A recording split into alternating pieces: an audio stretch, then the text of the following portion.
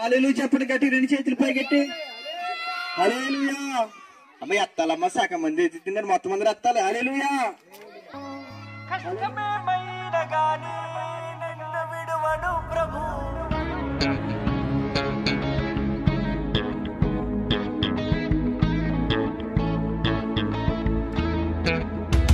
స్తుతులివిగో నా ప్రభువా, ప్రియమైన నా దేవా, మేలులకై స్తోత్రములు, దీవెనకై కృతజ్ఞతలు.